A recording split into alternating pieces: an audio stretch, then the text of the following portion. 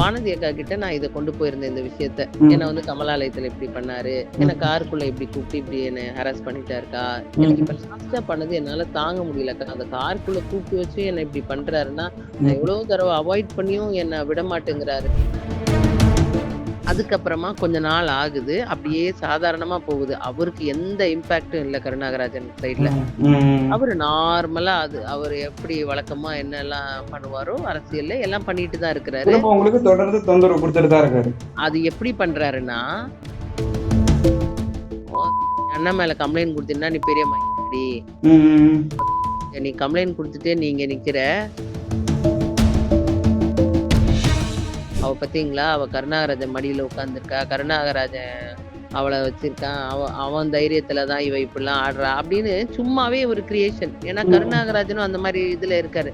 எல்லா ஸ்டேஜ்லயும் என் பேரை சொல்லிடுவாரு, 10 தடவை சொல்லுவாரு, தங்க சோபனா தங்க சோபனா தங்க சோபனா. மகளிர் ஹாரஸ்மெண்ட்ன்றது விஷயத்தையே அவர் அலட்சியப்படுத்திட்டாரு. திரும்ப அதுக்கப்புறம் இந்த கம்ப்ளைண்ட் வந்ததுக்கு அப்புறம் திரும்ப ஏதாவது தொந்தரவு கொடுத்தாராம? அவரு எங்க நாடார் சங்கத்தை வச்சு என்கிட்ட சமாதானம் பேசுறாரு சார். எங்கேயாவது உமன் ஹாரஸ்மெண்ட்டுக்கு யாராவது சமாதானம் பேசுவாங்களா? அத வந்து அசிங்கமா பண்றாரு. அது அவருக்கு அவ்வளவுதான் சார், அவருக்கு அவ்வளவுதான் புத்தி. இந்த மாதிரி அந்த சின்ன புத்திக்காரருக்கு அவ்வளவுதான். மேம், நீங்க வந்து சமீபத்துல வந்து பிரதமருக்கு வந்து ஒரு கடிதம் எழுதினீங்க. தமிழக பாஜக மாநில துணைத் தலைவர் வந்து கருணாகரன் மீது புகார் சொல்லி ஒரு கடிதம் எழுதிருந்தீங்க. சார், நான் மிகுந்த மன உளைச்சல்ல இருக்கேன். என்ன காரணம்னா, நான் ஒரு 10 நாளைக்கு முன்னாடி நான் வந்து பிரதமருக்கு கடிதம் எழுதியிருந்தேன். இது வந்து நான் யாருக்கும் வெளியிடல.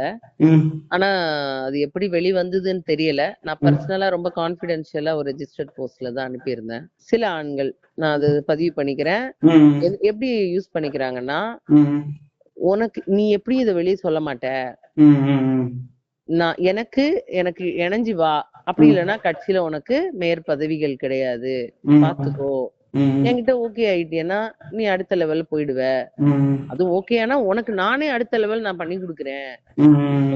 இது என்ன ஆகுதுன்னா, ஒண்ணு நான் வந்து வேணான்ட்டு வரணும், ஒண்ணு அவன் சொல்ற விஷயமும் வேண்டான்ட்டு வரணும், அரசியலும் வேணான்ட்டு வீட்டுக்கு வரணும். இல்லாட்டி திருப்பி திருப்பி என்னோட வேலைகள் என்ன ஆகும். இப்ப நான் ஒரு போஸ்டிங்ல வந்து நான் ஒரு ஃபர்ஸ்ட் டேர்ம் வந்து மாவட்ட தலைவி, 2வது டேர்ம் மாநில செயலாளர். இப்ப திருப்பி எனக்கு போஸ்டிங்க நான் இழக்கிறேன். இப்ப யாரால இழக்கிறேன்?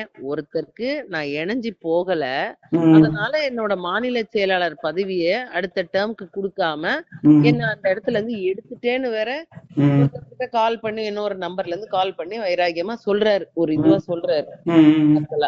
அப்போ எனக்கு என்ன ஆகுது, ஒரு 3 வருஷம் என்னோடது திருப்பி நான் முதர்ந்து ஆரம்பிக்கணும். 3 வருஷம்ன்றதை விட 6 வருஷம் என்னோட 6 வருஷம் பேக் அடிக்குது. ஃபர்ஸ்ட் மாவட்ட தலைவியா இருந்திருக்கேன், மாநில செயலாளரா இருக்கேன், திருப்பி நான் மாவட்ட தலைவிக்கு வரேன். இந்த பிரச்சனை சொன்னீங்களா மேம், இது வந்து நீங்க அப்போது இந்த மாநில தலைவருக்கும் சொன்னீங்க சொல்லிட்டு சொல்லிருந்தீங்க. ஆமாண்ணே. அவர் இது தொடர்பா இந்த நடவடிக்கை அப்ப எதுவும் கூப்பிட்டு வச்சு? மாநில தலைவர் அண்ணாமலை அண்ணன் வந்து உங்களுக்கு தெரியும் அவர் என்ன மாதிரியான அரசியல் பண்ணிட்டு இருந்தாருன்ட்டு, அவரோட போர்ஸ் எப்படி இருந்ததுன்ட்டு. அவர் ரொம்ப தீவிரமான ஒரு அரசியல்வாதினே. வானதி அக்கா கிட்ட நான் இதை கொண்டு போயிருந்தேன் இந்த விஷயத்த. அக்கா, இந்த மாதிரி எனக்கு தொந்தரவு இருக்குக்கா, இப்படி எல்லாம் பண்ணாரு, என்ன வந்து கமலாலயத்துல இப்படி பண்ணாரு, இப்ப கார்ல இப்படி பண்ணிட்டாரு, இப்போ சில மாசத்துக்கு சில நாட்களுக்கு முன்னாடி என்ன காருக்குள்ள இப்படி கூப்பிட்டு இப்படி என்ன ஹராஸ் பண்ணிட்டாருக்கா. எனக்கு வந்து எனக்கு என்னோட அரசியல் வாழ்க்கை போயிடுமோன்ற பயத்துல நான் இதை வெளியே சொல்லாம என்னால இருக்க முடியல. எனக்கு இப்ப லாஸ்டா பண்ணது என்னால தாங்க முடியலக்கா. அந்த காருக்குள்ள கூப்பிட்டு வச்சு என்ன இப்படி பண்றாருன்னா, நான் எவ்வளவு தடவை அவாய்ட் பண்ணியும் என்ன விட மாட்டேங்கிறாருன்றப்போ நம்ம மறுக்கிறோம் இல்லையா. ஒருத்தர் விரும்பி போறது வேற, மறுக்கிறது வேற. மறுத்ததுக்கு அப்புறம் அது நம்மள தொந்தரவு பண்ணக்கூடாது. அது வந்து என்ன பண்றாருக்கா, எனக்கு என்ன பண்றது தெரியல, இது எனக்கு எனக்கு ரொம்ப கஷ்டமா இருக்கு. நான் வீட்டுல எனக்கு ஏதாவது வீட்டுக்கு தெரிஞ்சிருச்சு இந்த விஷயங்கள்னா எனக்கு கஷ்டம்னு சொன்ன உடனே அவங்க உடனே அண்ணாமலை அண்ணனுக்கு நேரடியா அவங்க பேசி, அண்ணன் ரொம்ப வருத்தப்பட்டாரு. அக்கா, உண்மையிலே இது ரொம்ப வருத்தம்க்கா, நம்ம கட்சியில இது நடக்க கூடாதுக்கா, உங்களுக்கு நடந்தது இனி யாருக்குமே நடக்க கூடாதுக்கா, கண்டிப்பா நீங்க லெட்டர் எடுத்துட்டு வாங்க, நீங்க என்ன சொல்றீங்களோ, நீங்க என்ன இவ்வளவு நேரம் என்கிட்ட சொன்னீங்களோ அதை எழுதி எழுத்துப்பூர்வமா ஒரு லெட்டர் எடுத்துட்டு வாங்கக்கான்னு சொல்றாரு. நானும் சரின்ட்டு லெட்டர் எழுதிட்டு கமலாலயம் போறேன். அண்ணன் ரொம்ப அழகா என்னை டீல் பண்ணி, அக்கா கொடுங்கக்கா, லெட்டர் கொடுங்க, நான் கண்டிப்பா உங்களுக்கு இதுக்கான ஆக்ஷன் எடுப்பேன்னு சொல்லி அவர் வாங்கி அவர் 2 நாள் டைம் எடுத்துக்கிட்டாரு. லெட்டர் படிச்சேன். 2 நாள்ல அடுத்த நாள் நினைக்கிறேன் டைம் எடுத்துட்டு லெட்டர் படிச்சுட்டேன்க்கா, போன் பண்ணாரு, லெட்டர் படிச்சுட்டேன்க்கா, நான் வந்து கேசவநாயஞ்சி கிட்ட இதை ஃபார்வர்ட் பண்ணியிருக்கேன். ம், அண்ணன் கேசவநாயஞ்சி தான் உங்களை டீல் பண்ண உங்களோட இது விஷயத்த விசாரிச்சு பாத்துக்கிறேன்னு சொல்லி இருக்கிறாரு. ம், அதனால நீங்க வந்து அவங்க கூப்பிடுவாங்கக்கா, அந்த டைம் நீங்க போய் உங்களோட பதில சொல்லுங்கக்கா, உங்க தரப்பிலான விஷயங்களை சொல்லுங்கக்கான்னு சொன்னாரு. ம், நானும் அதே மாதிரி கேசவநாயஞ்சி கிட்ட இருந்து அங்க ஆபீஸ்ல இருந்து கமலாலயத்துல இருந்து கால் வந்தது, நீங்க இந்த டைம் வாங்க அப்படின்னு சொல்லி ம், நான் போனேன். ம், கேசவநாயஞ்சி கிட்ட எக்ஸ்பிளைன் பண்ணேன். ம், அப்ப எக்ஸ்பிளைன் பண்ணும்போது அவரும் ரொம்ப தன்மையா கேட்டுக்கிட்டாரு. ம், கேட்டுட்டு, அம்மா சரிம்மா, நாங்க வந்து இது பத்தி விசாரிச்சுட்டோம் ம், அப்படின்னாரு. ம், ஜி உங்களுக்கு இதுல ஏதாவது டவுட் இருந்ததுன்னா சொல்லுங்க. நான் அன்னைக்கு அங்க நடந்தது இல்லையா? அங்க ம், ஏதாவது கேமரா இருக்கும். அந்த ம், அந்த ஸ்பாட்ல காருக்குள்ள நான் வெளிய அந்த ஹாரஸ் ஆனனால நான் வெளிய பதறி வந்தேன் இல்லையா? ம், அந்த இடத்துல நான் காருக்குள்ள ஏறுன டைம், இறங்குன டைமாவது தெரியும். ம், நான் வந்து அதுலருந்து நான் வீடியோ ஏதாவது எடுத்துட்டு வரவான்னு கேக்குறேன். ம், இல்லம்மா, இல்லம்மா. நான் கேட்டேன். அவரு ஒத்துக்கிட்டாரு. நான் அந்த வீடியோ எடுத்துட்டு வரவான்னு சொன்ன உடனே அவரு சொல்ற வார்த்தை. இல்லம்மா, ம், நான் கேட்டேன். ம், அவரு ஒத்துக்கிட்டாரு. ம், அதனால அவரு வந்து நம்ம அதுக்கு மேல எங்களுக்கும் இது வருத்தம் தான். இவ்ளோ பெரிய விஷயம் நடந்தது. ம், அதனால இதுல உன் மேல எங்களுக்கு எந்த சந்தேகம் இல்லம்மா. நீ ம், வந்து கவலைப்படாத.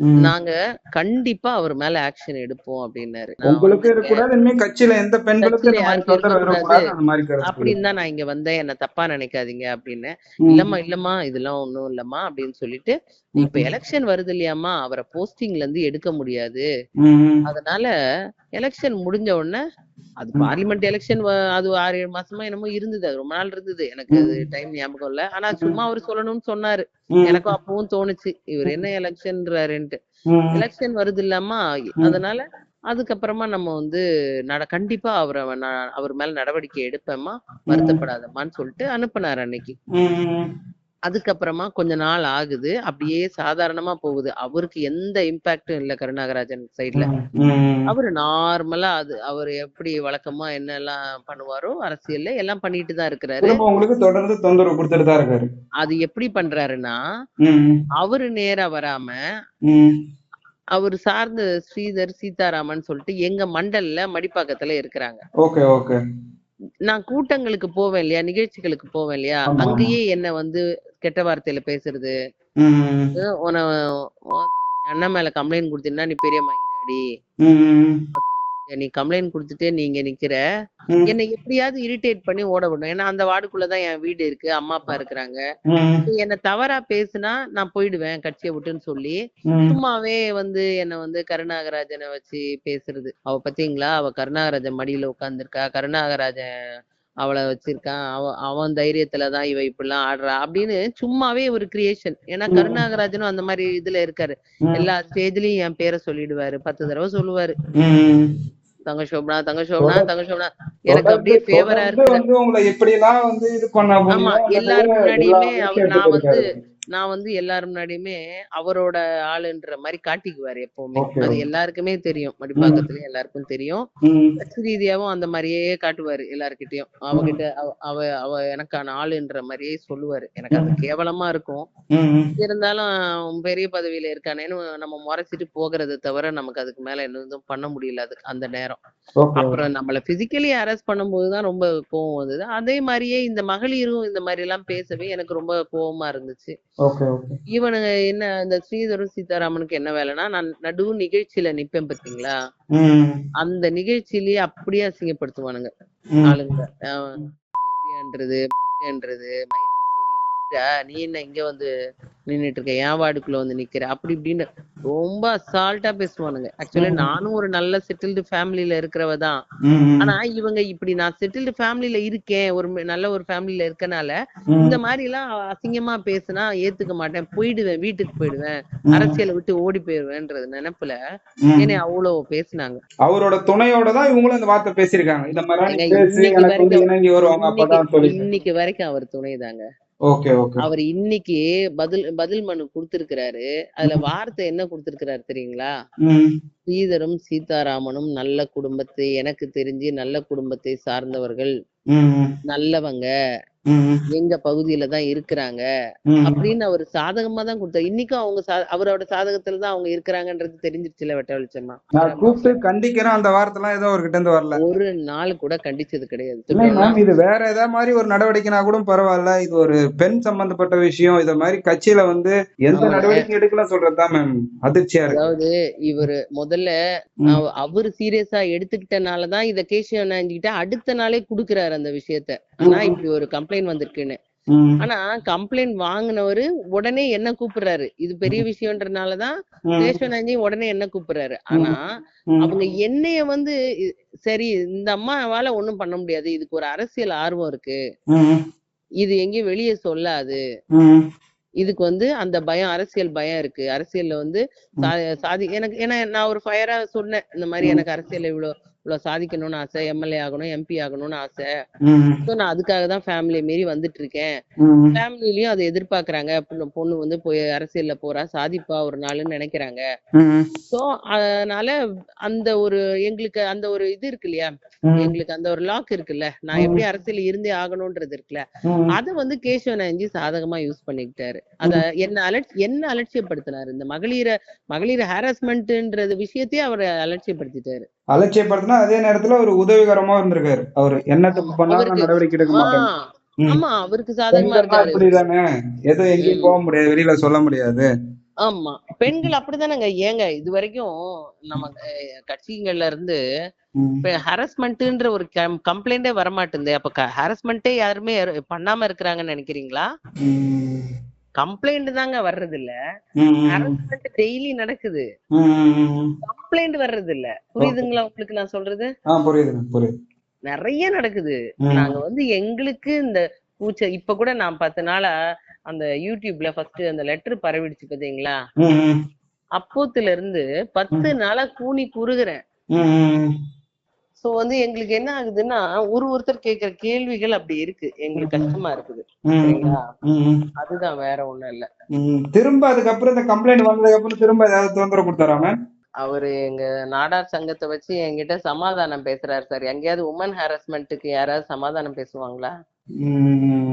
அத வந்து அசிங்கமா பண்றாரு. அது அவருக்கு அவ்வளவுதான் சார், அவருக்கு அவ்வளவுதான் புத்தி.